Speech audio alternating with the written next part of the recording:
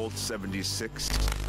Today I'm joined by my longtime YouTube friend, Caedo, fellow Fallout and Bethesda fanatic as well, as we sit down to talk about Fallout 76, because we've now got a bunch of information on just how this game is going to work, thanks to the Bethesda E3 conference, as well as thanks to Danny O'Dwyer's fantastic no-clip documentary on the making of Fallout 76, which is, of course, I guess the big thing here, before I let you introduce yourself, Caedo, is that Fallout 76 is going to be an online RPG. Oh, yeah. Online survival something. Why don't you let the people know why you're qualified to be here to talk Fallout with me today? Qualified, yeah. Okay, so I am a Wasteland advisor of sorts. I do a lot of guides for Fallout and Skyrim type content. I've done guides on those things, 3, 4, New Vegas, Skyrim, Prey, Deus Ex, Wasteland 2. And done Let's Plays on a few of those things as well. Even the less liked Fallout or less talked about Fallout stuff, like Fallout Brotherhood of Steel with my roommate. Of Steel. But currently doing a playthrough of Fallout New Vegas and doing some Fallout 1 guides here and there. So yeah, this game is going to be interesting for someone like you, right? Because you do Let's Play style stuff. This is going to have the potential for interesting, dynamic Let's Play style stories. In a way that you haven't really had in Fallout before. Yeah, and it's actually gonna break a lot of my self promises too. Break stuff too, man.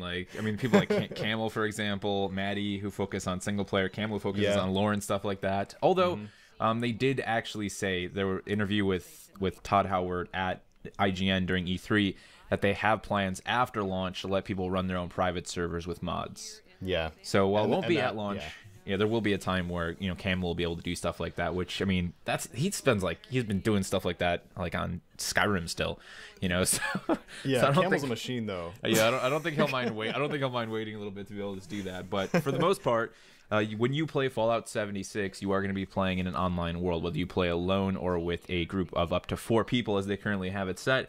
You're going to be playing on a server. Right now at the conference, they said they had 12 people going, but their plans are anywhere from 24 to 32. And everything we're going to talk about today, let me make it very clear, this is a game that is still in development. They're going to be doing a beta, we know about, and then they're also going to be just making changes, and they plan on doing live services later on. So let's actually quickly get this out of the way. The game's going to be $60 when it releases on November 14th. It is going to have microtransactions, but only in the form of cosmetics. Those cosmetics will also be available to earn in-game, and all DLC will be free thanks to those cosmetics. So this is a very positive trend, and a common trend at this point, that we're seeing with a lot of the games getting released over the next year.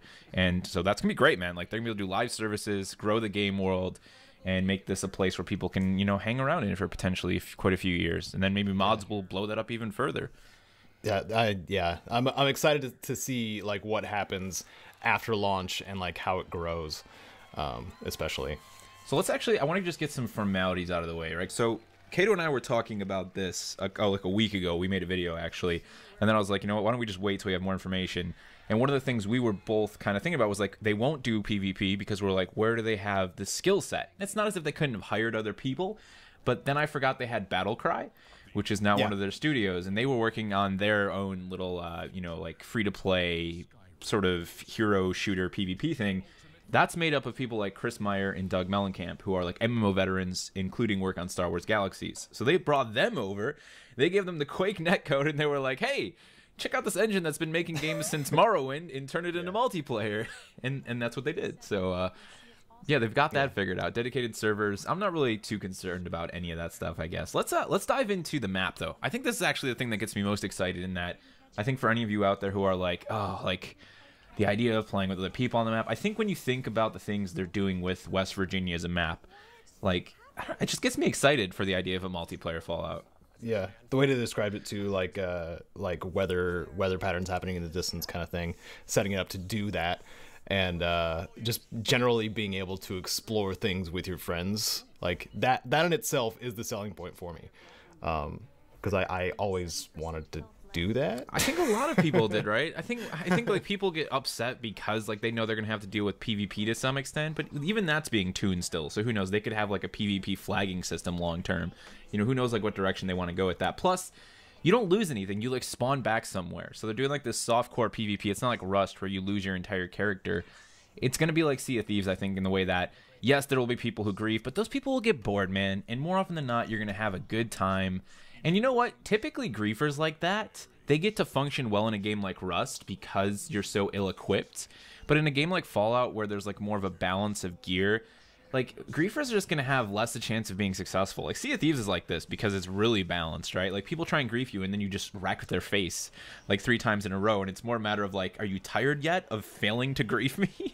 And I think we're going to see a lot of that in Fallout. So I'm expecting it to be more positive interactions in that sense. Yeah. Well, you remember, like in the documentary too, they were saying that there's going to be some sort of bounty system implemented for the ones that are, you know, killing somebody repeatedly or, you know, just generally threatening to other players, like are like a kill on sight type.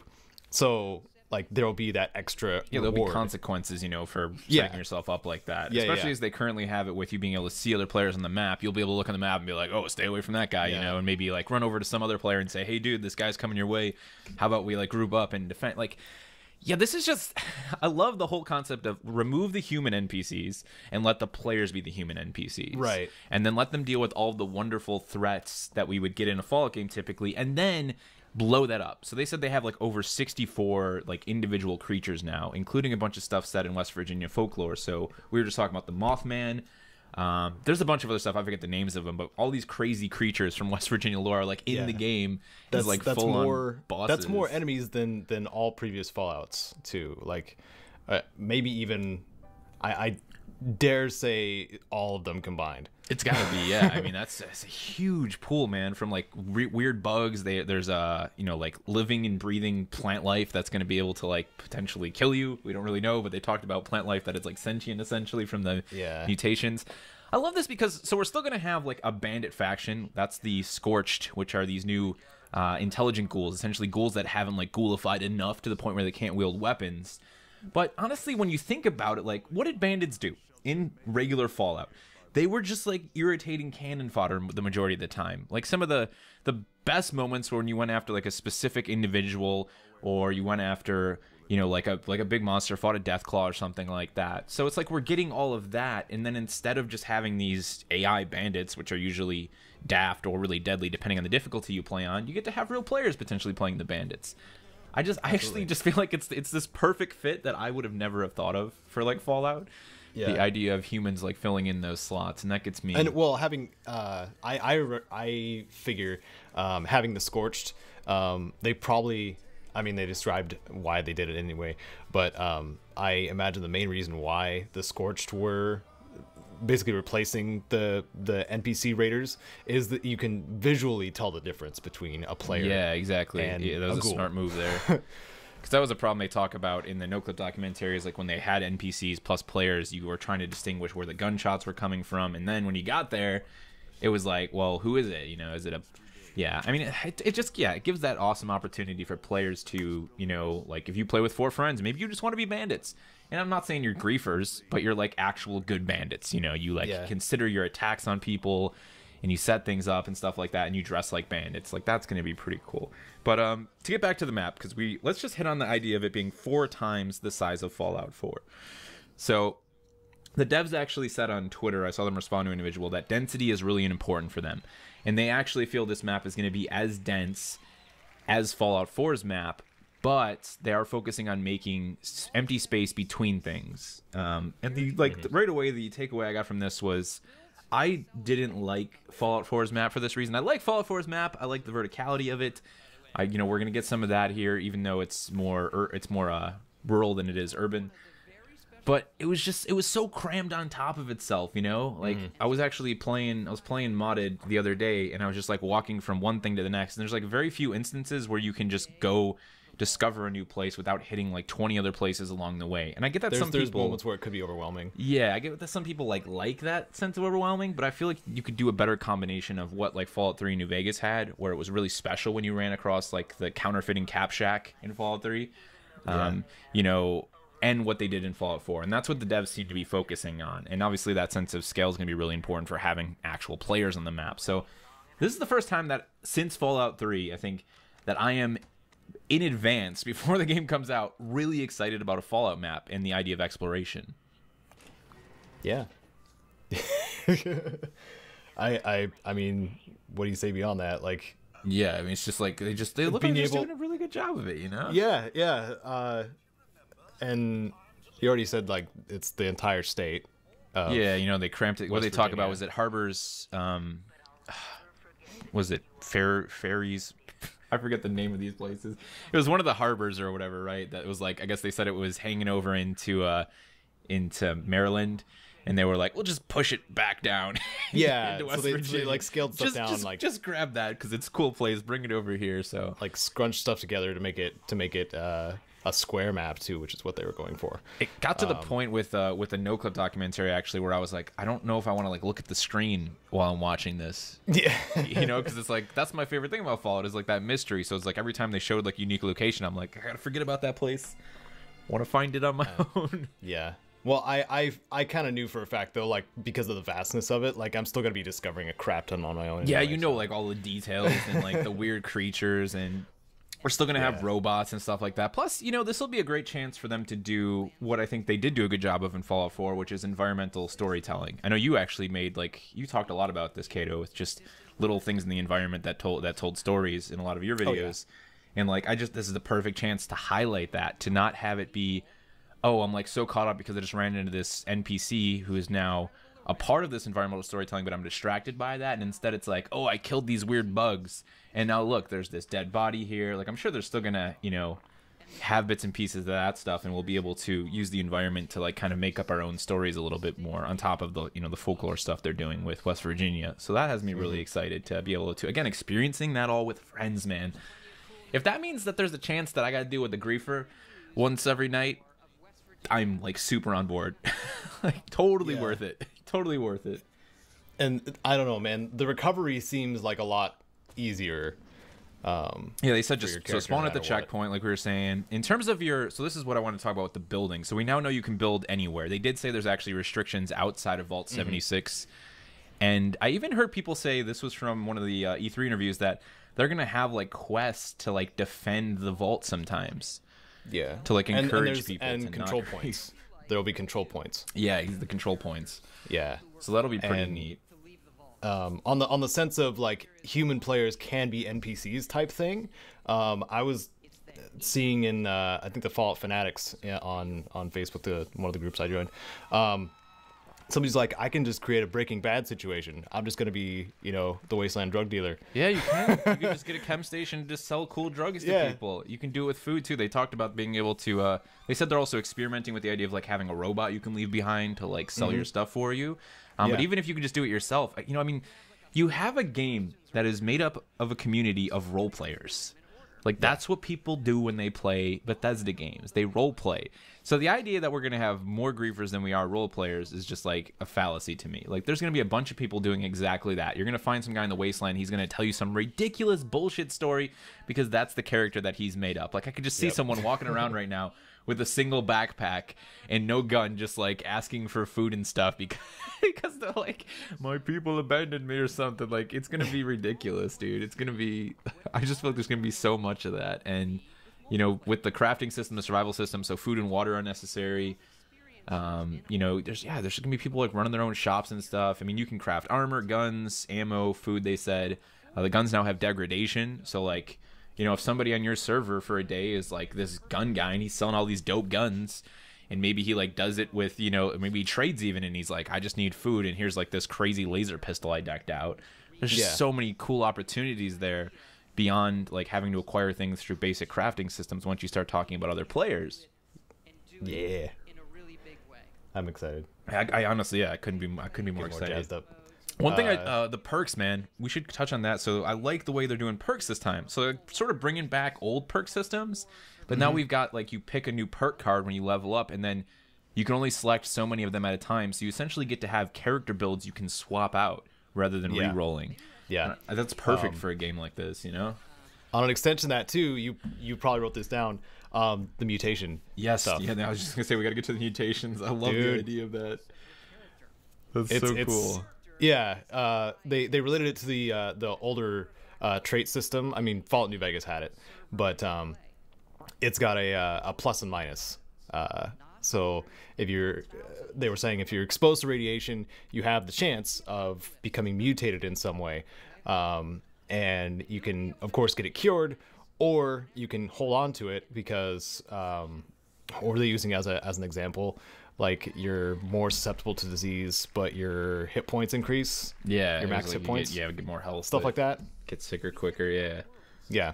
I'm down with that. I'm totally down with that. I think those are cool, man. And like those just add to like what you can tell with this game, right? Is like Bethesda games have always been good for discovery.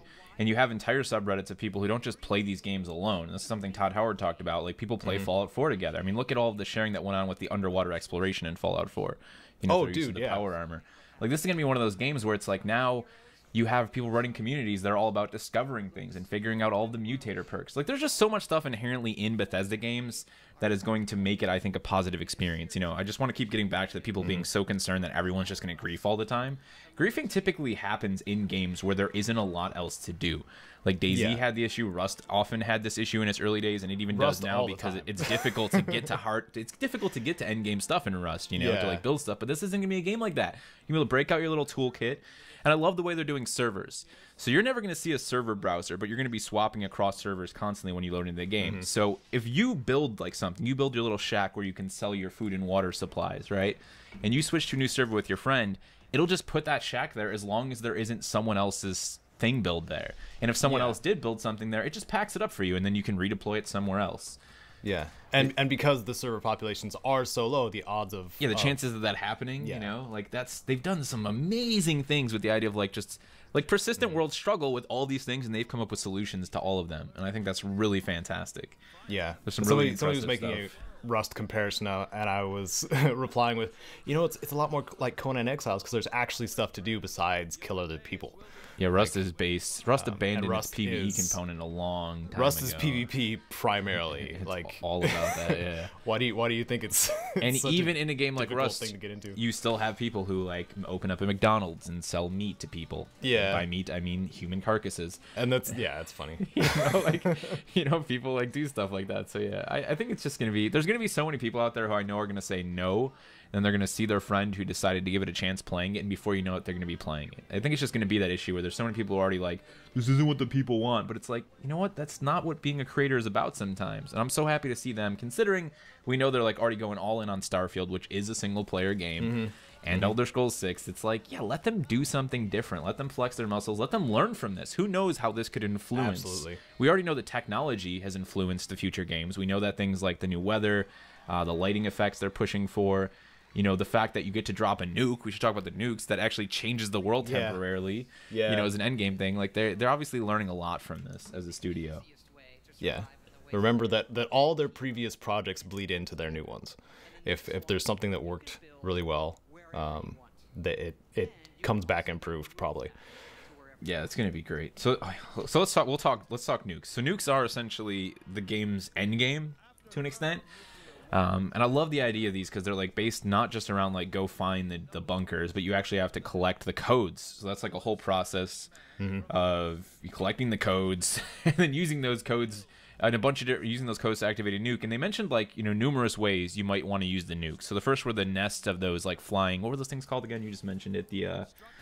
The Scorched Beast. The Scorched Beast, to destroy a nest of Scorched Beast. You might do it to just nuke like a bunch of players on the server at that time who maybe are acting like a bunch of bandit a-holes, and you want to destroy their cool base they built, or you could just do it as friends with people on the server, like 32 of you, 24 of you, whatever, get together, get the nuke codes, and then you nuke a place, and then you all go there together. Can you imagine 24 people getting together to go kill a bunch of high-level mutants and get gear? Oh, yeah. And then it breaks into a PvP battle because there wasn't enough stuff for everyone to share. Yeah. See, that would make sense. That would be so cool, man. At that point, it wouldn't be griefing. It would just be everybody like starting to fight over resources, like Wastelanders would, kind of thing. There's just like, oh man, like, you know, so Rust, a lot of cool stuff happens in a game like Rust, you know, in games like that. But it really is. It's like the majority of the time, players are so just caught up in like just trying to make the basic, you know, buildings for themselves that I don't think they get together on a large scale often. And this is one of those things where I could see frequently YouTube videos going up of like, you know, 12 versus 12, you know, battles of like people making their own factions on the servers. you know, like for just an afternoon and stuff like that. It's going to be, and then when they do the custom server stuff, like the idea of people being able to run their own server with the same group of people and having like, you know, custom matches, like getting together for a weekend event where it's like, okay, we're going to wipe the servers. Everybody has a fresh start character. You've got 10 hours to level up, get your groups together. And then after the 10 hours, it's like all out war, you know, like there's so much potential long term for the game outside of them adding content, you know, on Bethesda's side, but also people just doing stuff when they do the private servers. Yeah.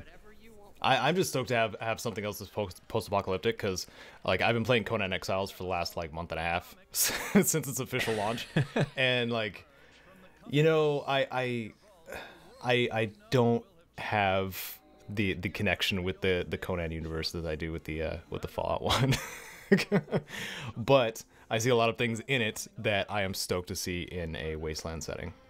Yeah, this is gonna be. It's just, it is. It's exciting because it's like, you know, we talked about this before we knew exactly what it was. It's like this is a big AAA studio with a lot of money and resources and a lot of experience doing, you know, what Rust and like Conan have been trying to do, and just being able to do it in a more polished sense with a really detailed world and give us all those PvE things that these games are always lacking, because, you know, Rust doesn't make content like this, not necessarily because it didn't want to at one point. You know, Gary Newman and the team did want to at one point with Rust, but it's too difficult. Yeah, they got like 20 people working on Rust or whatever, 10, I think it's less than that, you know? To make all this PvE content would be impossible. Now you have a studio that can finally do that and put it in that multiplayer setting. And it's a universe that a lot of us love, you know? So I think just give it a chance. I know there's a bunch of people out there who maybe made it this far who are just like, no.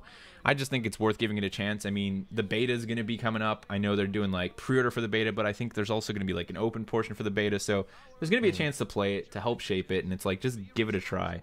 But let us know what you think of it. Let us know if you are excited, what you're excited for. If you've got concerns, of course, feel free to share those down in the comment section below.